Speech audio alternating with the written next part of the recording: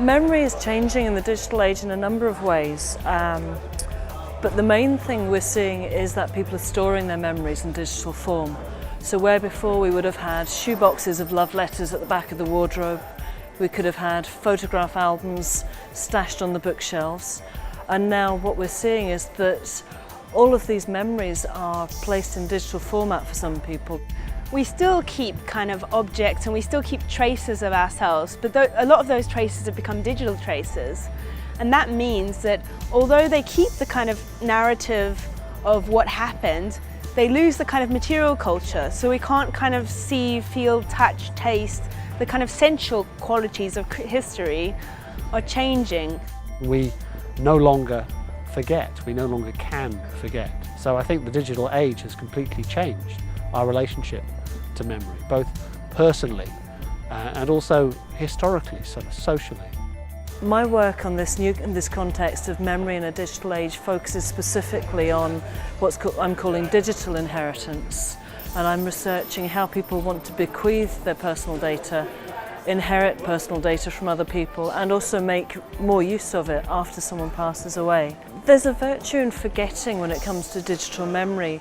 We're creating so much content that it's becoming quite overwhelming. So if we're faced with a loved one having passed away and leaving a lot of digital content, you can imagine it's similar to going into someone's house where they haven't had a tidy up of all the clutter, but on a massive scale, thousands and thousands of photos, emails. So someone can have a vast amount of digital memories, and picking through and understanding what's important among those memories, identifying the highlights and even who's in the photos can create a problem for those left behind. Do we really want to keep everything forever? Maybe we should aim at trying to think of, well, what do we want to keep? What is valuable? What I'm interested in with my research is saying, well, could there be other ways of filtering the data? Not through a kind of technical algorithm which didn't know me, but perhaps through the people who loved me and knew me. Can we have privacy in a digital age? Who controls the data and the information? Response to that ethical dilemma, I think, is to ensure that there are still private spaces, both physically and virtually. And that doesn't seem to me to be beyond the wit of man. That's surely something we can do.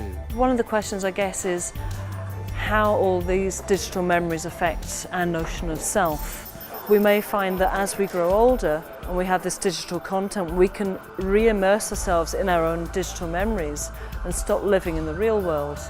So that's the extreme, but I don't believe that people will do that. I think that perhaps people will step away and start to use technology in more reflective ways and use their digital memories to inform how they are as human beings and move forward in their social activities face to face with other people rather than looking down at that screen.